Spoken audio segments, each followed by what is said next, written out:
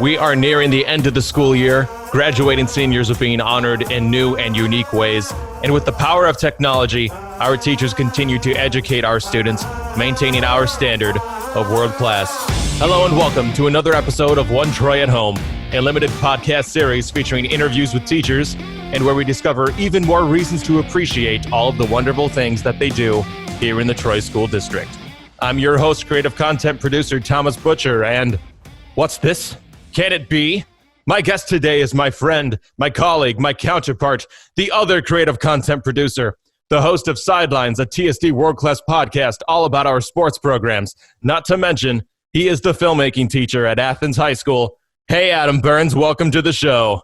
Thomas Butcher, how are you? I haven't seen you in a while. Yeah, it has been a while. I'm so used to seeing you almost every day at our studio at Services Building. And now we're distant from each other, it seems. These unprecedented times, as they say. Oh, certainly. So I know that your wife works in a hospital, actually, and no doubt is dealing with everything going on right now. And you are suddenly spending a lot more time at home with your 3 children. So how's it going? Have you adjusted to this change of pace? I think that I have, yeah. Mrs. Burns is... Not much has changed for her. She's still working on her regular schedule, which is nice. And the kids, they go to Rochester School, so they've had a lot of similar assignments that have been really good for them. A lot of it is obviously technology-based. I have a 3rd grader and a kindergartner and a preschooler, and the preschooler has seen all this happen, and she wants to get more into the kindergarten stuff, which is great because that's where she's headed next year. My son, who's in 3rd grade, is pretty self-directed as a learner anyway, so in a lot of ways this has been better for him, but I know that I think we all miss the social aspect of being in school. I'm getting a little old, is what I've gathered the last week or so. Things are getting a little squirrely, but luckily the weather's nice and they can be playing outside. That is a definite benefit when you can get outdoors, at least in your backyard, when you have children of that age. For those who may not be familiar, tell us about your class, Athens TV. So Athens TV, this is the 10th year of Athens TV. We didn't get much chance for a huge birthday celebration and banquet with all the returning alumni that we surely would have had, but in 10 years, and I think the class has gone through a lot of different iterations in 10 years, like maybe even from the days you were in back in 2013, there's probably some things in the class nowadays that you wouldn't recognize, obviously with this new technology we have, but just what we've been able to do. And when it started, it was much more based around the daily news, doing the announcements, producing that for the school every day. But in 2016, when all the TVs were removed in each room, and I guess around the same time, our broadcasting equipment it was very old. It just didn't work anymore. All of a sudden, we didn't have that anymore, and we kind of had to readjust what we do. And at that same time, we started getting much more into like film festivals, competitions. So I never want to say to students, you need to shoot for the awards and just go for that. But I found that it gives very convenient goals for high quality work that they can shoot for. So we try to just make as many high quality things as we can.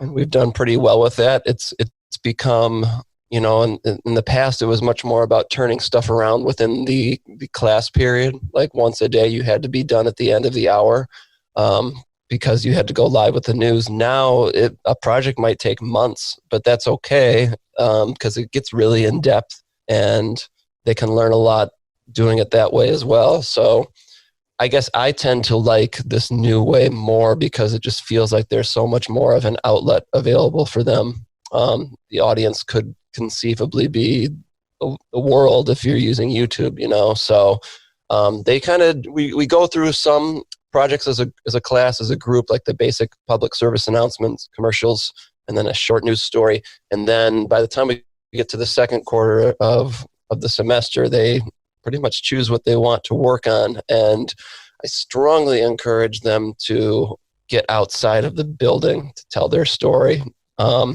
It's not quite true anymore, but we've won several state level awards. And if you look at the list on those, it's got to be at least 95% of them have been produced primarily off campus. So I just think not that there's nothing cool going on in our school, there definitely is, but once you can get them out into the world, it becomes so much more authentic and meaningful. I think they get a lot more into it.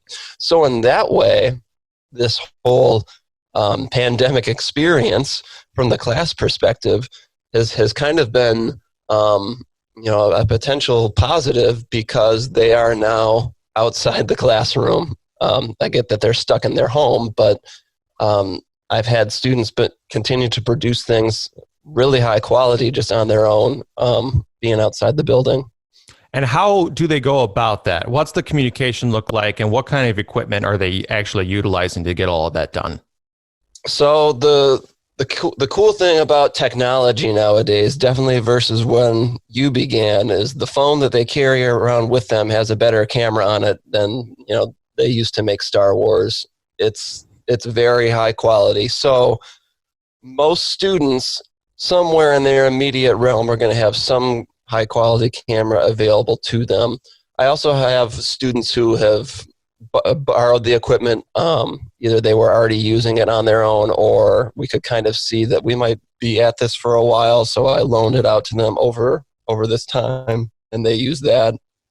I appreciate that we have so much equipment at our disposal, because it's pretty cool to be able to say to a student, here's everything you need that you'd be using in class, and now you can take it with you and go. And I think it's really empowering for them. They get really excited, and I'm a big believer that the more you can put the tools in their hands, the more they're going to make. I never wanted it to be a class where, despite all of the new cool stuff we get, and we are lucky to get a lot, but I don't want that to just sit on the shelf then, and say, there it is. And no, it's there to be used.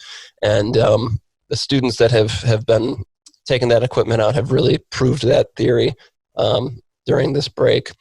In terms of communication, most of my instruction has been asynchronous. It's just really hard to teach this class that's so hands-on online. But it's also very good, because I always like to show them stuff on YouTube, like tips and tricks, and here's cool things people are doing. And I've been able to share a lot of those videos with them now. They can watch it at their own pace. And I just have them answer, a question or two about the video. But the most important thing is that they watch it and hopefully get something out of it. Hopefully even something I never would have considered. So in your perfect world, what kind of balance would there be between outside of the classroom and inside of the classroom? Obviously, there's been limitations as of late, but as you look towards the future and you've kind of had this revelation, if you will, how would you like to see that change? My opinion is probably not the same as many. And for your class in particular. Yeah, and I'll set aside the selfish part of me, which I like the students. I like to see them. I like to talk to them. I like to have a class where there is plenty of time I can just talk to them. But in terms of the class and what I think is best for them as student filmmakers, some of these schedules that I've seen being thrown around, like, we're kind of split, the class is split, and half of it comes in 2 days, another half comes in 2 days. I don't need a whole lot of face-to-face interaction with them, right?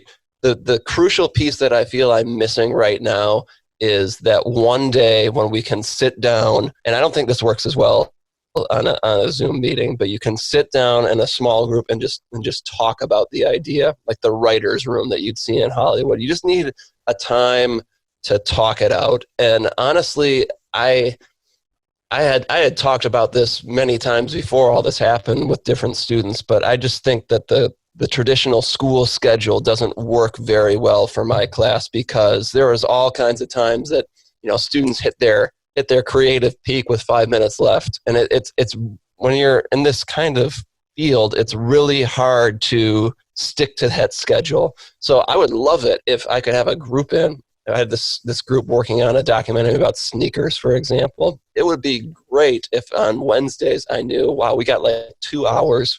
We can sit down and talk about this. And there could be so much done with me right there, get all the phone calls, get everything straightened out. And then the rest of their week, they can be going out and producing that. Because the other thing, I was so focused on getting them out of the room. Sometimes the people they're trying to interview are only available at a certain hour of the week, and that certain hour might be during the school day. And now we have to, do the field trip for them, and now they're missing other classes, and it didn't really work well with the other courses. So for my purposes in the class, it would be great to have that those things that you can do better in person and the time to do that. But I love the idea that we might have this time where they're kind of a little more free with their schedule, a little more flexible throughout the week to get out and just produce the things they need to produce. The picture you just painted for me is really, it sounds like a well-oiled production company machine. And the direction I've seen Athens TV go through the years since I was in your class as a student, I really like the direction it's going in. And I think that if you keep that up and with that vision in mind, being able to do whatever you can, I think you can only expect good things from that. So I want to acknowledge for a moment the setup that you have, because I'm over here with a simple USB microphone, but you're working with something that's a little more involved. So what's going on over there? Yeah, so like I was saying, we are very fortunate to have access to a lot of really cool equipment. And I think this was since the second semester I was teaching the class. So 9.5 years ago, we're talking. I remember I had a PowerPoint because I had no background in TV. It was still very new. That first semester was exciting, but I learned a lot, and I just wanted to do more. And I said, we should start like Athens TV radio. Yeah, great name, I know. But it's been 9.5 years that I've been trying to get podcasting up and running. And the problem we always ran into was just, I didn't know enough about the equipment, or it was too expensive. It was just not conceivable. And then Rode, they came out with this great, it's like a starter kit for podcasting. And Dr. Dixon was kind enough to get it for the class. And this was all going down right like around St. Patrick's Day when we were about to be gone. So the company tried to ship it, and again, it was a big mess. But finally, we got it squared away so they would just ship it here to my home, which has been wonderful because I've been able to learn to use it and get some experience with it. But quick tour, Thomas, I don't know how well this video is going to show up, but it's right there. There's this board, and then it comes with all these microphones and stands, and it's awesome. And I can say this as someone who probably fits the category. It's pretty idiot-proof as well. Like, I got it almost right away. My kids have figured it out, which can be a little scary. But I was running some stuff by you. I know you have a much bigger audio background than me, and you were saying that this looks pretty good. So I am really excited. And I had been telling the students really in second semester the entire time, we're gonna have this great podcast, and we're gonna have this great podcast thing, and they were getting excited about it. And I'm pumped that we're gonna be able to go back and start and hopefully do more of this kind of storytelling, because I think you used to have these two separate worlds. You had video and audio, and now it's like you just have digital, and it's all merged into one. So this is just another great way to tell stories, and something that I think, I know you make it look so easy, Thomas, but it's not just turn on record and start talking. There's a lot of preparation work that you have to put into it, and writing is the skill that unites those two, video and audio. And I think this will really help reinforce some of that. So I'm excited. I'm thankful we get to use it, and hopefully we can find a good spot for it in the studio and just produce some good content.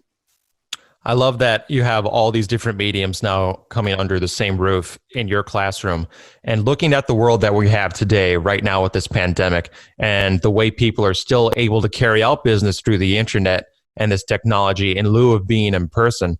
How relevant would you say your class is? Oh man, I mean, I I think it's very relevant, and probably not just for the reasons that might look obvious.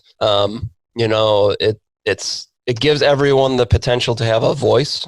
Like if you want to be in one of these fields right now, you don't really have an excuse. You the tools are available for you. They don't need to be the toppest of the line. You the number one thing you have to start doing is just start creating. But I think the most relevant skill that I've seen with it over the years, and this would go for any field, not just for anyone going into one of these things, is that it's not easy, And I think we probably still get, when we're doing our production for the district, there's no real sense of the amount of time that these things can take. And I'm not saying that it's time consuming in a bad way. It's just things that you don't really realize until you're doing the project. The time's going to add up. The one that used to get me, and it's much better now, but if back when you're recording on a cassette tape, to upload that to a computer, you had to sit there and wait however long the video was. So if you had an hour to upload, you were waiting an hour for that. It's just, you lose time in all kinds of places. But I'll take the Grayling project that they did this year, the one that took months, and it did really well. But the amount of work that they put in behind the scenes, there's like every day gave you a new opportunity to give up and just say, I don't want to do this anymore. And this is too hard. And it's production. You have to manage people. You have to do schedules. You have to research. There's so many different things. I don't think I've ever heard of the perfect definition of what a producer does. It's just they do everything. You never know what it's going to be. And I like that the class teaches them, especially the kids that really want to produce something quality. And then I feel I can be a little more critical of their work and, do that greatest of teacher sins, I guess, which is you need to go do this again. Sorry. I know how much time this took you. You got to go do it again. They learn that you really have to push for it. And I think that's a very good skill for them, because most of my students do not go into this. I'm getting more, but most of them are going into something else. And I like to think, and I've heard that it has been one they look back on like that was a really good experience for me to teach some resiliency and how to keep going. I absolutely agree. Absolutely. So to sum this up, what are you going to take away from this experience as we look towards the next school year and years to come? Oh man, there's so many takeaways. I think the one that immediately leaps to mind is how much more I seem to hear the birds nowadays, and just singing there and taking things a little bit slower. I don't think that's quite what you had in mind. In a school sense, so I can shift to school. In the school sense, it's just how much we can do that when we're forced outside of our normal routine. And I was in the meeting with all the district people. I'll never forget, I got the call from Ron Keelan as I was leaving my soccer tryouts. He's like, we need all the tech chairs tomorrow because we got to start planning for this. I'm like, oh, wow. And that's probably the day I'll never forget out of all of this, because there was no panic. There was no one was stressed out. No one was crying. It was just everyone in the room saying, all right, well, we just have to do this. We have to find a way. And I think the best thing that teachers have done through all this is they have found a way. We all know it's not always been perfect, but I guess my big hope would be they have found something in changing things up a little bit that they can now do moving forward. And I think that's pretty good considering where we started to now. I knew you'd be a good guest, Burns. I knew you said so many great things. Because right I filled there. so much time. I don't even know what's okay. Not too bad. That's only part of it. But no, you said some great things while you were filling that time. If you don't mind, make me feel so comfortable. You relax me. Thank you. It's That's nice good. to see a familiar space. I feel like we're sitting at the studio table, just solving all these issues. How about you? What have you been up to? Oh, it doesn't matter about me. I've just been talking to all these people in the district, and it's just great to hear how in so many different levels and so many different areas that we are able to achieve everything in lieu of everything going on. So if you don't mind, I wanted to ask you this, and I'm sure you won't mind, but since you have this nice studio, this audio setup, I think that we should plan on teaming up on a couple episodes for this podcast series. What do you think? I'm in. Okay, that was easy enough. Kind of sitting down here in the basement. So, and check it out, TB. I've got some co-hosts. There No they way. are. Look at them. Yeah. Somehow they managed to sit there and they didn't make much noise, so we're good. Well, that was an achievement all on its own. These are. I like the conversation. My favorite part of this job since I have come into it, just wrapping up my second year here, is just finally being able to get out of my own classroom and see what other people are doing. I guess that goes like triple at the elementary level because I had no clue what went on there for about, I don't know, however long since I had been in elementary school. But there's just so many incredible people and wonderful things happening out there. And I feel pretty spoiled that I get to go firsthand, just see what's happening. It's a great place to be a part of. Absolutely. And as a former Troy student, it's been wonderful for me to, work with a former teacher such as yourself and actually reconnect with all these former teachers that I've had. So, Mr. Burns, thanks for taking the time today. I know you have approximately 1 million other Zoom meetings to look forward to. So I appreciate it very much. It's a big Zoom day for me. I can't wait for all of them. Listeners, before we go, don't forget, you can subscribe to TSD World Class Podcasts on your favorite podcast platform, where you'll find all kinds of content and resources, like the show Sidelines, hosted by Adam Burns. You can also connect on YouTube, Facebook, Twitter, and Instagram. Thank you for listening, and be well.